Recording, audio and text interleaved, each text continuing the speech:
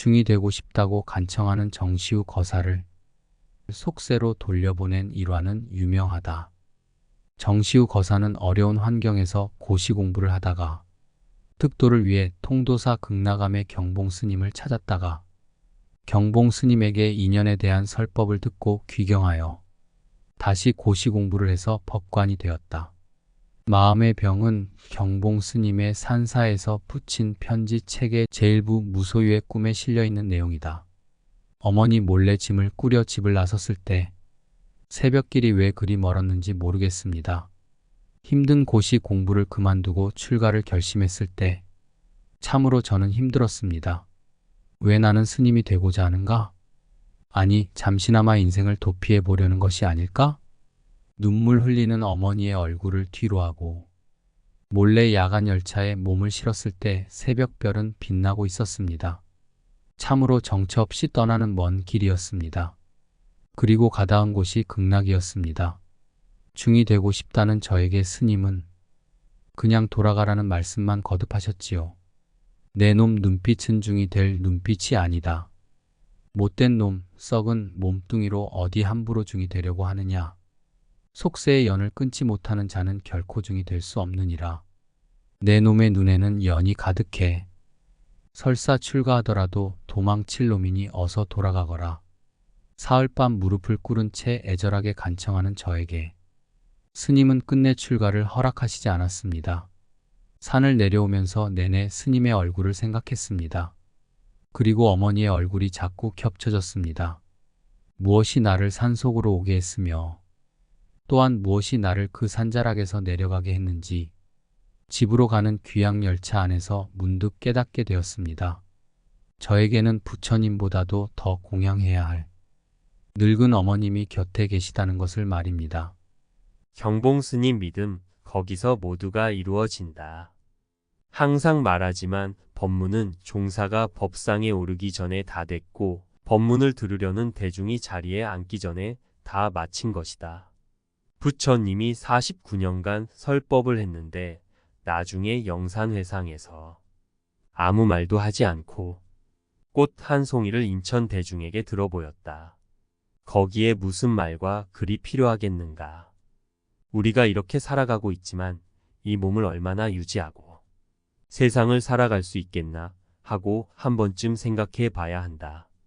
이 법회에 승속이 많이 모였는데 많은 대중이 100년만 지나면 서로가 다 어디에 가 있는지 행방조차도 알 수 없고 얼굴 또한 볼 수 없게 된다. 이렇듯 우리의 일상은 늘 덧없는 것이다. 그러므로 부처님께서 이 몸을 꿈과 같고 헛개비 같고 물거품 같고 풀 끝의 이슬과도 같고 번개불과 같은 참으로 허망한 것이라고 말씀하셨다. 그런데 이 허망한 가운데 허망하지 않은 것이 하나 있다. 무엇이 허망하지 않은 물건인가? 옛 조사가 말했다. 한 물건이 사람에게 있는데 머리도 없고 꼬리도 없으며 명자도 없고 위로는 하늘을 버티고 아래로는 땅을 버티며 천지보다 더 크고 해와 달보다 더 밝으며 검기로는 칠통보다 더 검은데 이러한 물건이 우리의 행주자화와 어묵통정이 일상생활하는 데 있으니 이것이 무엇인지 모른다. 그러니 하루 24시간 가운데 9시간 일하고 6시간 잠자고 5시간 놀면 4시간이 남는데 이 4시간 남는 시간을 정신을 통일하고 집중해서 이 알 수 없는 것을 참고해야 한다. 이것이 처음에는 잘 되지 않는 어렵고 힘든 일이지만 물 흘러가듯 자꾸만 생각이 끊임없이 이어지면 정신을 통일하는 묘를 자연히 얻을 수 있는 것이다. 우리는 사바세계를 무대로 삼고 한바탕 멋들어지게 연극을 하다 가야 하는데 어떻게 해야 멋들어지게 하는 것인가? 가령 연극 배우가 비극의 배역을 맡았다고 하자. 그 배우가 마음 가운데 딴 생각을 비우고 자신이 그 극중 배역과 혼연일치가 되는 연기라야 사람들이 감동한다. 사바세계에 와서 우리가 맡은 배역대로 연극을 잘하려면 우선 물질에 대한 지나친 애착과 삶에 대한 애착을 비워야 한다. 물질 아니면 사람 때문에 가슴이 아프고 머리가 아프다. 우리가 사바세계에 나온 이유는 머리 아프고 가슴 아프려고 나온 것이 아니다. 빈몸 빈손으로 옷까지 헐헐 벗고 나왔는데 공연한 탐욕과 쓸데없는 망상으로 모두 근심 걱정이 시작되는 것이다. 어릴 때는 누구를 해칠 생각도 근심 걱정도 없었다. 그런 천진난만한 동심으로 돌아가야 한다.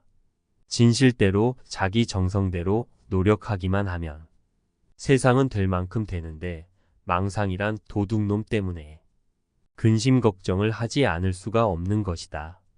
일본의 대산청만이라는 문학 박사가 있다. 그 사람에게는 늙은 하녀가 있었는데 병자를 앉혀놓고 뭐라고 중얼거리기만 하면 병이 금방 낫곤 했다. 박사가 생각하니 신기하기도 하고 가관이었다.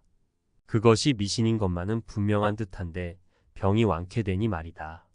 그래서 하루는 하녀를 보고 무엇을 잃으냐고 물었다.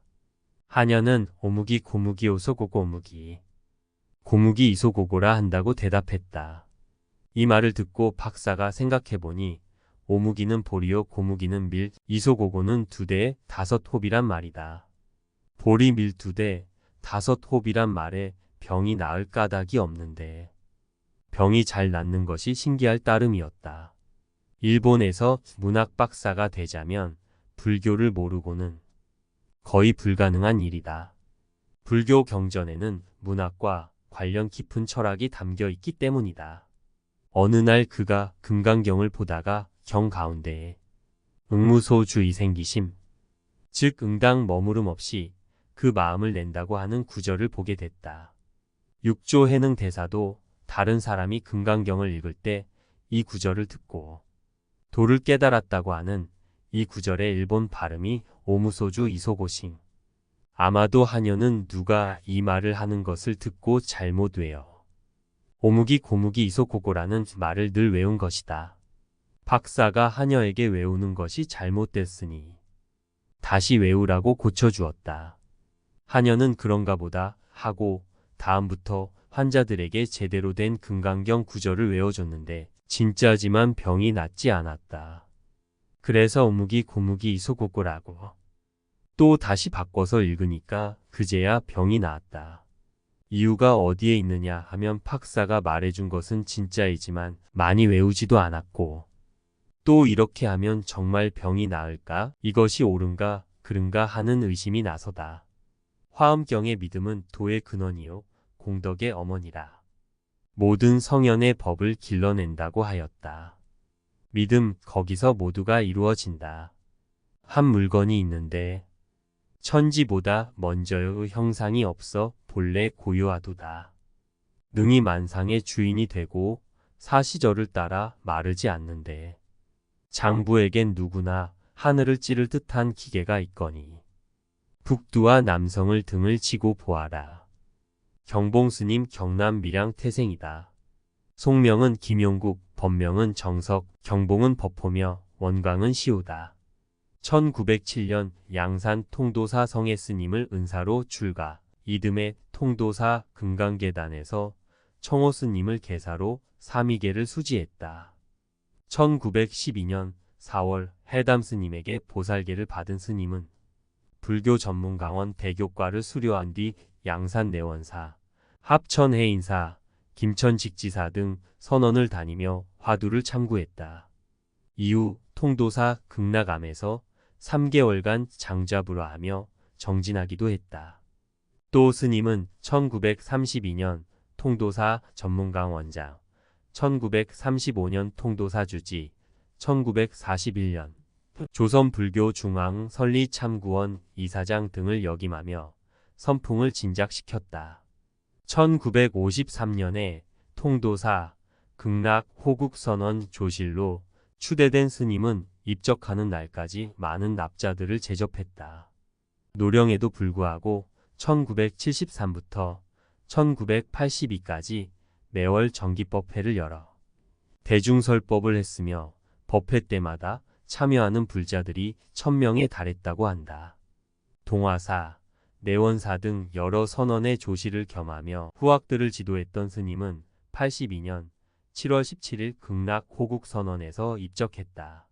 세수 91세, 법납 75세 스님은 한시와 필묵에도 뛰어나 많은 선화를 남겼으며 특히 18세부터 85세까지 67년간 쓴 일지는 한국 불교사의 귀중한 자료로 평가되고 있다.